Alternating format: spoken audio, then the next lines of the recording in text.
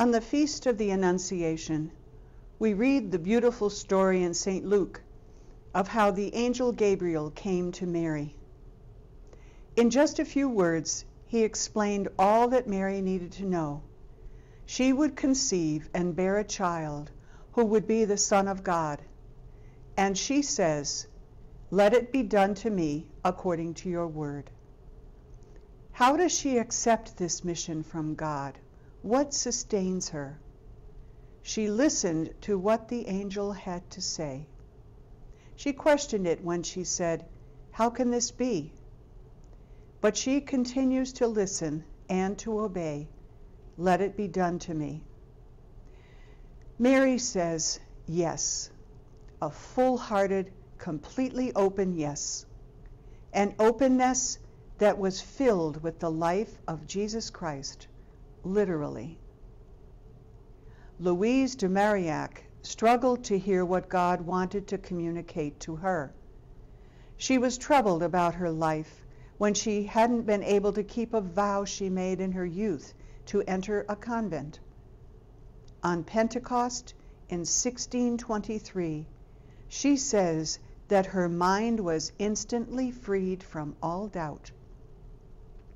It was the gift God gave that she could finally listen to what it was God had in store for her. Her worries seemed to melt away.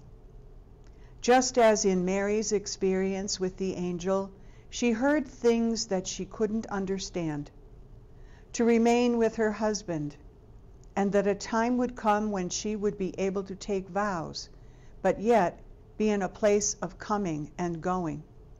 That she had nothing to fear from a new spiritual director, and the assurance that it was God who was teaching her. In this light of Pentecost, the Lumiere of St. Louise, she tells us how she listened.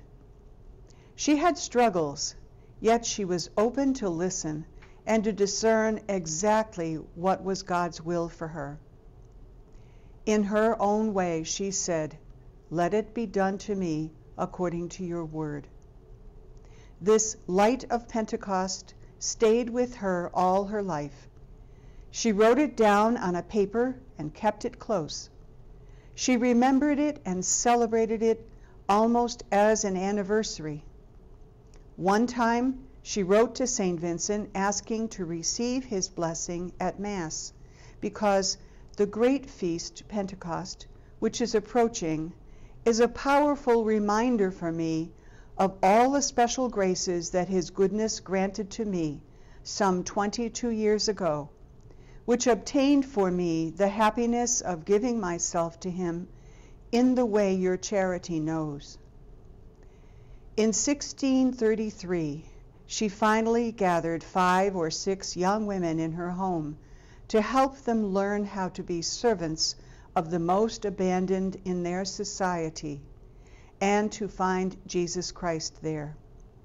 Her home became that place of coming and going that she heard about in the light of Pentecost. The young women learned how to dedicate themselves to God. They became daughters of charity. Louise taught them to take Mary as their model. In a retreat meditation on devotion to the Blessed Virgin, Louise said, "Let us take Our Lady as the model for our daily lives and bear in mind that the best way to honor her is by imitating her virtues. We should also imitate her humility, which led God to do great things in her." Mary is the model of all obedience. She listened to the Word of God and followed it.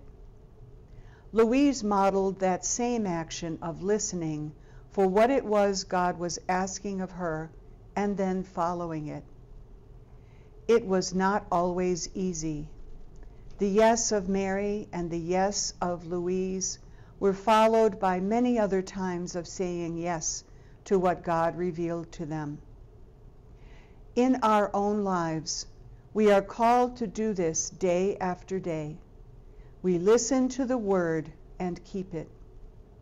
Let us ask of God the grace of fidelity to say, along with Mary and St. Louise, "Be it done to me according to your word."